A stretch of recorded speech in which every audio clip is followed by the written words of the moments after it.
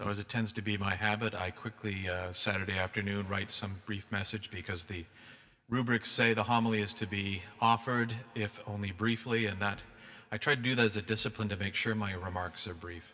But I always find when I sit through the vigil, and if this is a new experience for you, I've got to tell you this is not the fulsome sort of celebration that we always have. But that when you sit in the darkness and you concentrate upon the words, and if you had difficulty this year because you're simply in this world are not accustomed to doing that, actually listening to people talk, read a story, then that does all the work of the evening. The lights do the work of the evening, those beautiful candles talking of darkness and the light which is Christ that comes into your life. The music that floats through the air, it's the message of the angels. The exultet, that glorious, glorious proclamation that this is the night in which all the promises of God come to fruition. And you sit there and you think, yes, that's true, isn't it? It is true, because as I listen to those stories and I hear this cycle, which is the human experience of our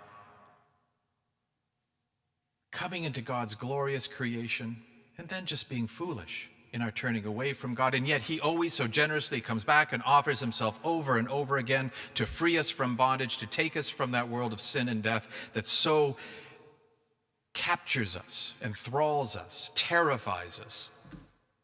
And all I can think is, thank you that this is a truth that is in my life. This has redeemed me. This is my life experience. It's the experience of so many people that I know who are faithful members of this parish, those beyond this parish, and many people I've come into contact with through my life who have this faith and understand the essential truth of it. When Sean was reading the story of the Exodus, I was so captured by the way he read it like that bedtime story.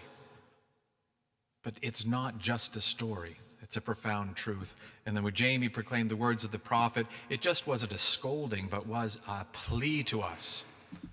And you could hear that in the words, that I offer you something.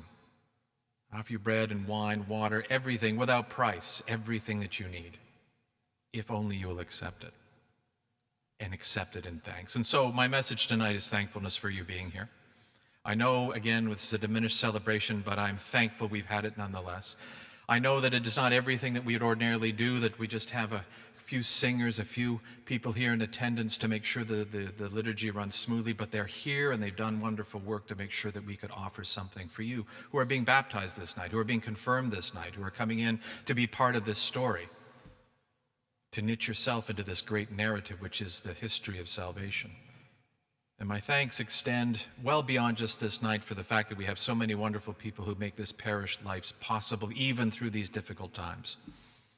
I even thought as I sat here in the dark to thank Tom for getting the security light fixed outside our church because it illuminates the resurrection window while you're sitting here in the dark. And I thought, Tom and I didn't plan that.